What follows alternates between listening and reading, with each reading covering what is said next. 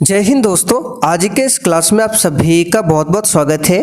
तो साथियों, बिहार पुलिस सिपाही की नई भर्ती के लिए आज हमारा प्रैक्टिस सेट नंबर 10 चलेगा। इससे पहले साथियों आपका टोटल 9 प्रैक्टिस सेट हो चुका है और साथियों सभी प्रैक्टिस सेट का पीडीएफ जो है वो आंसर के साथ में एप्लीकेशन पर अपलोड कर दिया गया है। एप्लीकेशन का लिंक आपको इसी वीडियो के नीचे डिस्क्रिप्शन बॉक्स में मिल जाएगा, आप लोग जाकर देख सकते हैं। तो चलिए साथियों, आज हम लोग प्रैक्टिस सेट नंबर 10 का डिस्कशन करेंगे। तो फटाफट से आप लोग लाइव क्लास को ज्वाइन कीजिए और देखिए, जो भी साथी चैनल पर पहली बार आए हैं आप लोग क्लास टाइमिंग को नोट कर लीजिए। ये क्लास आपको डेली रात 8 बजे लाइव चैट के साथ दिया जाता है। तो चलिए, आज रात के 8 बज चुके हैं, फटाफट से आप लोग लाइव में आ जाइए। तो साथियों, आज का पहला क्वेश्चन देखिए, विश्व साक्षरता दिवस कब मनाया जाता है? 8 जनवरी, 17 जनवरी, 15 जुलाई या फिर डी 8 सितंबर को। बिल्कुल टॉप लेवल का क्वेश्चन है और साथियों प्रत्येक स्टूडेंट को नीचे लाइव चैट में अपना अपना आंसर जरूर करना है, जिससे आप सभी का प्रॉपर तरीके से रिवीजन भी हो सके। चलिए, क्वेश्चन नंबर 1 के लिए आंसर बताइए, विश्व साक्षरता दिवस कब मनाया जाता है? तो साथियों यहाँ पर इस क्वेश्चन का आंसर अगर आपने ऑप्शन डी को दिया है तो आपका बिल्कुल सही जवाब है। 8 सितंबर को प्रतिवर्ष विश्व साक्षरता दिवस मनाया जाता है, आप लोग ध्यान रखिएगा। तो यहाँ पर डी वाला ऑप्शन आपका सही आंसर है, 8 सितंबर को। 22 मार्च को क्या मनाया जाता है? ये अक्सर एग्जाम में पूछा जाता है, तो ध्यान रखिएगा 22 मार्च को बिहार दिवस और इसी के साथ में जल दिवस भी मनाया जाता है 22 मार्च को। अच्छा, 22 अप्रैल को क्या मनाया जाता है? तो इसे भी ध्यान रखिएगा, 22 अप्रैल को विश्व पृथ्वी दिवस और 22 मई पूछे तो विश्व जैव विविधता दिवस 22 मई को मनाया जाता है। चलिए, क्वेश्चन नंबर 2 देखिए। दूसरा क्वेश्चन है, भारत की सरकारी रिपोर्ट अथवा प्रकाशन को कहा जाता है? चलिए, क्वेश्चन नंबर 2 के लिए आंसर कीजिए, भारत की सरकारी रिपोर्ट अथवा प्रकाशन को क्या कहा जाता है? तो साथियों यहाँ पर इस क्वेश्चन का आंसर हो जाएगा बी वाला ऑप्शन, वाइट पेपर। ध्यान रखिएगा, भारत की जो सरकारी रिपोर्ट अथवा प्रकाशन है उसको वाइट पेपर के नाम से जाना जाता है। यहाँ पर बी वाला ऑप्शन आपका करेक्ट आंसर है। चलिए, क्वेश्चन नंबर 3 देखिए। तीसरा क्वेश्चन है, विश्व की प्रथम महिला प्रधानमंत्री कौन थी? चलिए बताइए, क्वेश्चन 3 के लिए आंसर, विश्व की प्रथम महिला प्रधानमंत्री कौन थी? तो यहाँ पर देखिए, जो भी बच्चे लाइव चैट में ऑप्शन ए बता रहे हैं उनका बिल्कुल सही जवाब है श्री माओ भंडार नायके। ये विश्व की प्रथम महिला प्रधानमंत्री थी जो कि श्रीलंका की प्रधानमंत्री बनी थी।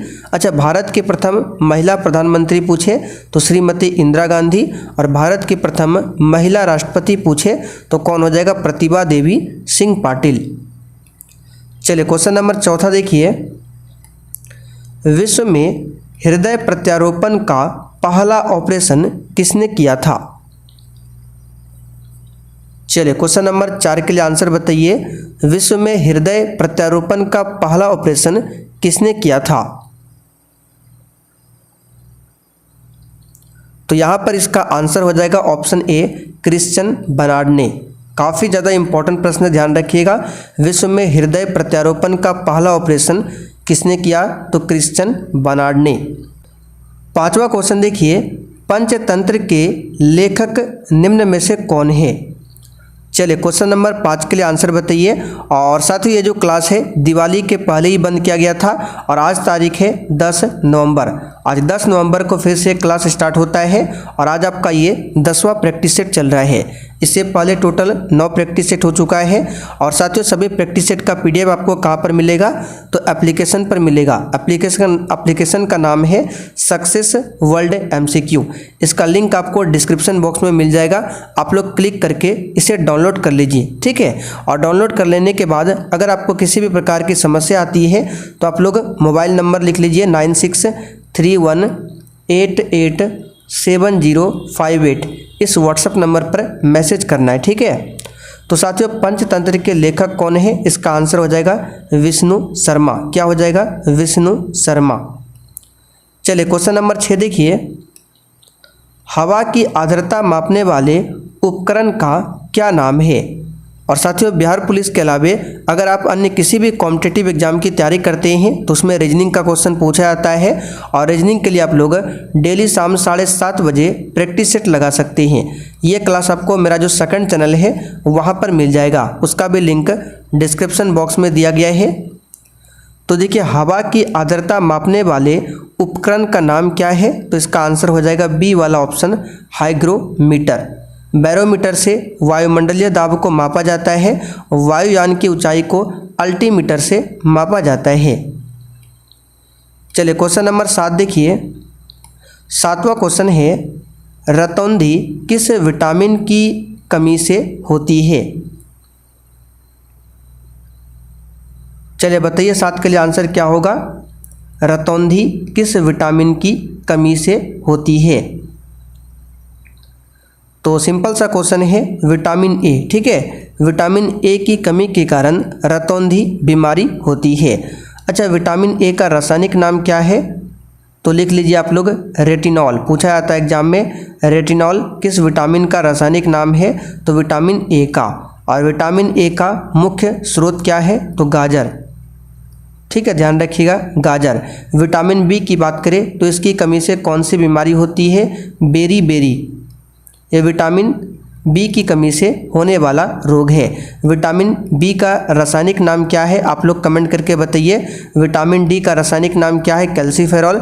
विटामिन ई का टोकोफेरॉल। आप लोग बताइए विटामिन B1 या फिर बी का रासायनिक नाम क्या है? चलिए क्वेश्चन नंबर 8 देखिए, भारी पानी का अनुभार क्या है? देखिए एक होता है साधारण जल जिसका सूत्र होता है H2O, और एक होता है भारी जल जिसका सूत्र होता है D2O। तो साधारण जल का अनुभार पूछे तो 18 होता है, और भारी जल का पूछे तो 20 होता है। तो यहाँ पर आंसर कौन सा हो जाएगा? डी वाला ऑप्शन, 20। चलिए क्वेश्चन नंबर 9 देखिए, पौधा प्रकाश ऊर्जा को रासायनिक ऊर्जा में परिवर्तित करता है, वह प्रक्रिया क्या है? यानी कि जिस प्रक्रिया से पौधा प्रकाश ऊर्जा को रासायनिक ऊर्जा में बदलता है उस प्रक्रिया का नाम क्या है, ये आपको बताना है।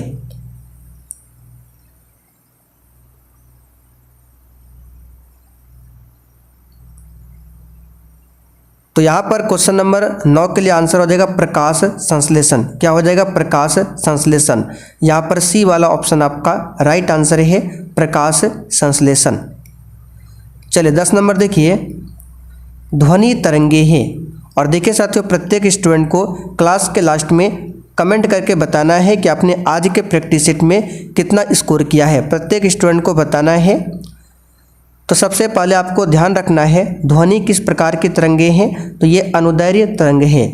एक होता है अनुप्रस्थ और एक होता है अनुदैर्घ्य। तो ध्वनि जो है ये अनुदैर्घ्य तरंग का उदाहरण है, जबकि प्रकाश पूछे तो अनुप्रस्थ तरंग का उदाहरण है। और ध्वनि की बात करें, ये ठोस माध्यम में सबसे अधिक चलती है ध्वनि, ठोस के बाद द्रव में और सबसे कम गैस में। और ध्वनि कभी भी निर्वात में गमन नहीं करती है, इस बात को ध्यान रखिएगा। तो ध्वनि तरंगे जो है ये आंशिक रूप से लंबवत होती है और आंशिक रूप से तिर्यक भी होती है। तो सी वाला ऑप्शन अगर आपने दिया है तो आपका बिल्कुल सही जवाब है, आंशिक लंबवत और आंशिक तिर्यक। चलिए 11 नंबर देखिए, मानव शरीर में क्रोमोसोम की संख्या होती है। ये तो बहुत ही सिंपल सा क्वेश्चन है, 23 जोड़ा होता है और संख्या में 46। 12 नंबर देखिए, निम्नलिखित में से कौन सा अम्ल पेट के जीवाणुओं का नाश करता है? बताइए क्वेश्चन नंबर 12 के लिए, कौन सा अम्ल पेट के जीवाणुओं का नाश करता है? आंसर है बी ऑप्शन, हाइड्रोक्लोरिक अम्ल, जिसका फॉर्मूला है HCl। यहाँ पर बी वाला ऑप्शन आपका सही जवाब है। अच्छा देखिए, सी ऑप्शन में है HNO3। इसका नाम क्या है? तो नाइट्रिक अम्ल। और देखिए 3 भाग हाइड्रोक्लोरिक अम्ल और 1 भाग नाइट्रिक अम्ल के मिश्रण से क्या बनता है? तो एक्वा रेजिया, जिसमें सोना को घोला जाता है। ठीक है, एक्वा रेजिया। तो आपसे क्वेश्चन पूछेगा कि एक्वा रेजिया में अम्लों का अनुपात क्या होता है? तो 3:1 में होता है, यानी हाइड्रोक्लोरिक अम्ल 3:1 में होता है और नाइट्रिक अम्ल 1:1 में होता है। ठीक है, तो ऑप्शन में आपको मिलेगा 3:1। ठीक, तो आंसर यहाँ पे हो जाएगा हाइड्रोक्लोरिक अम्ल। ये क्या है? तो ये बैटरी में पाया जाता है H2SO4 सल्फ्यूरिक अम्ल। आगे देखिए 13 नंबर, शून्य में स्वतंत्र रूप से गिरने वाली वस्तुओं का क्या होता है? क्या गति समान होती है, वेग समान होता है, त्वरण समान होता है या फिर बल समान होता है? तो देखिए इस क्वेश्चन को हमने पहले भी आपको बताया था। शून्य में स्वतंत्र रूप से गिरने वाली वस्तुओं का त्वरण जो होता है समान होता है। अच्छा, त्वरण का एसआई मात्रक पूछे क्या होता है? तो मीटर प्रति सेकंड स्क्वायर, ये त्वरण का एसआई मात्रक है। वेग का पूछे तो मीटर प्रति सेकंड होता है। चलिए 14 नंबर देखिए, नई गति द्वारा, सॉरी यहाँ पे नई नहीं होगा, नारी होगा। ठीक है, नारी गति, डॉक्टर जो हाथ पकड़ के चेक करता है नारी, तो वही बोला गया नारी गति द्वारा डॉक्टर ज्ञात करता है। तो सिंपल सा क्वेश्चन है, हृदय की धड़कन को आंसर क्या हो जाएगा? सी वाला ऑप्शन, यानी कि नाड़ी गति द्वारा डॉक्टर ज्ञात करता है हृदय की धड़कन। रक्तचाप नहीं होगा, रक्तचाप को मापने वाला यंत्र होता है जिसको बोला जाता है स्फिग्नोमैनोमीटर। ठीक है, स्फिग्नोमैनोमीटर। 15 नंबर देखिए, एक्स किरण पार नहीं कर सकती है। अच्छा, एक्स किरण की खोज किसने किया था? तो रोंटगन ने, याद रखिएगा, रोंटगन ने एक्स रे का पता लगाया था। और ये किसको पार नहीं कर सकती है? तो मानव अस्थि को। एक्सरे जो कराया जाता है आपने देखा होगा, उसमें हड्डी का चित्र दिखता है, यानी कि एक्सरे किरण हड्डी को पार नहीं कर सकता है, यह मांस को पार कर सकता है। तो बी वाला ऑप्शन आपका सही आंसर है, मानव अस्थि। चलिए क्वेश्चन नंबर 16 देखिए, किस रोग के प्रतिरोध के लिए बीसीजी का टीका दिया जाता है?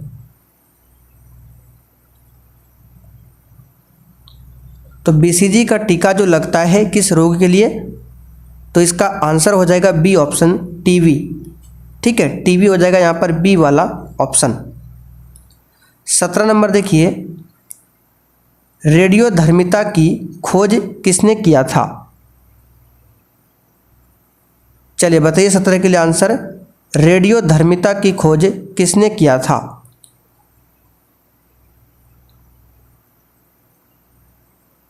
आंसर है हेनरी बैकुरल ने। किसने किया था? हेनरी बैकुरल ने। यहाँ पर ए वाला ऑप्शन आपका सही आंसर है। आगे बढ़ते हैं, नाइट्रोजन साइकिल में भाग नहीं लेता है। तो इसको याद रखिएगा, बैक्टीरिया भाग लेता है, ये अम्ल भाग लेता है। ठीक है, HNO3 नाइट्रिक अम्ल और NH3। तो यहाँ पर कार्बन डाइऑक्साइड इसका आंसर हो जाएगा, कार्बन डाइऑक्साइड इसमें भाग नहीं लेता है। अच्छा साथियों, अगर आपसे पूछे कि बताइए कार्बन डाइऑक्साइड वायुमंडल में कितनी मात्रा में है, तो याद रखिएगा 0.03% ये वायुमंडल में कार्बन डाइऑक्साइड है। ऑक्सीजन लगभग 21% है, नाइट्रोजन सबसे अधिक है 78%। आगे बढ़ते 19 नंबर, किसी अक्रिय गैस के बाह्यतम सेल में कितने इलेक्ट्रॉन होते हैं?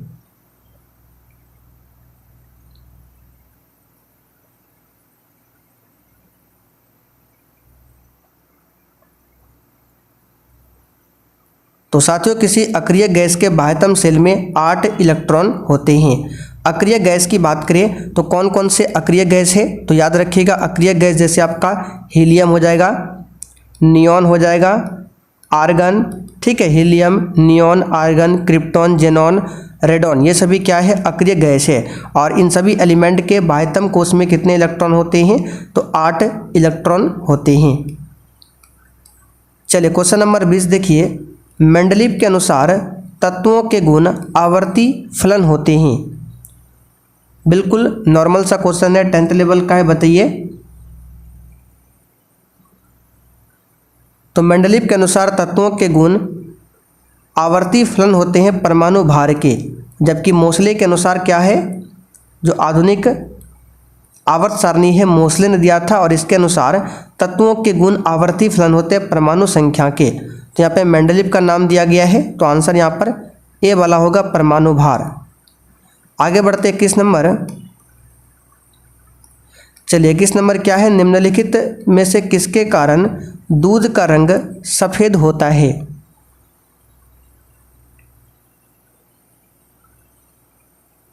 तो सिंपल सा क्वेश्चन है, आंसर क्या हो जाएगा, केसिन। केसिन के कारण दूध का रंग सफ़ेद होता है। अच्छा, अगर आपसे पूछे कि दूध की शुद्धता को मापने वाला यंत्र का नाम क्या है, तो लैक्टोमीटर। क्या नाम है, लैक्टोमीटर। चलिए आगे देखिए 22 नंबर। यीस्ट एक एंजाइम स्रावित करता है जो किण्वन के लिए उत्तरदायी होता है, यह एंजाइम क्या है? इसका आंसर है जाइमेज। क्या है, जाइमेज। 23 नंबर। पौधों में फ्लोएम का क्या कार्य है?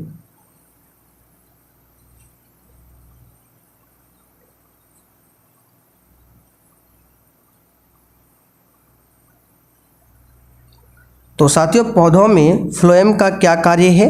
तो यहाँ पर 23 के लिए आंसर हो जाएगा भोजन संवहन पत्तियों से पौधों के अन्य भागों तक पहुँचाना। ठीक है, यानी भोजन जो है संवहन पत्तियों से पौधों के अन्य भागों तक पहुँचाता है, ये फ्लोएम उत्तक। और जाइलम क्या करता है, ये जल के लिए उत्तरदायी होता है, जाइलम। ठीक है, किसके लिए, जल के लिए, जाइलम, ये जल के लिए उत्तरदायी होता है। चले 24 नंबर देखते हैं। सूर्य से निरंतर ऊष्मा व प्रकाश मिलने का क्या कारण है? तो आप सभी जानते हैं हमारा सूर्य जो है गैस का एक गोला है, जिसमें हाइड्रोजन होता है और हीलियम होता है। ठीक है, जिसमें सबसे अधिक मात्रा में हाइड्रोजन होता है, और ये सूर्य जो है नाभिकीय संलयन के सिद्धांत पर काम करता है। तो विखंडन तो आंसर होगा नहीं। अब किसका संलयन होता है, हाइड्रोजन का या फिर हीलियम का? तो सही आंसर है हाइड्रोजन का इसमें संलयन होता है। आगे देखिए, निम्नलिखित अक्रिय गैसों में से कौन सी वायु में सबसे अधिक मात्रा में पाई जाती है? तो देखिए, अगर आपसे पूछे कि वायुमंडल में सबसे अधिक गैस कौन सी है, तो नाइट्रोजन है, ये 78% है। लेकिन अक्रिय गैस में सबसे अधिक पूछे तो आपका आर्गन हो जाएगा। कितना है, तो 0.93%, ये सबसे अधिक मात्रा में है। अच्छा, कौन सी अक्रिय गैस वायुमंडल में बिल्कुल भी नहीं है, तो रेडॉन। ठीक है, ध्यान रखिएगा, रेडॉन ये एकमात्र ऐसी अक्रिय गैस है जो कि वायुमंडल में बिल्कुल भी नहीं है। तो यहाँ पर देखिए आर्गन दिया हुआ है। चले 26 नंबर। लाल सिंदूर का रासायनिक नाम क्या है? तो साथियों, लाल सिंदूर का रासायनिक नाम होता है लेड ऑक्साइड। ठीक है, यहाँ पर ए वाला ऑप्शन आपका सही आंसर है, लेड ऑक्साइड। 27 नंबर। न्यूक्लियर विद्युत केंद्र में आमतौर पर सबसे ज़्यादा प्रयोग में लाया जाने वाला मॉडरेटर क्या है?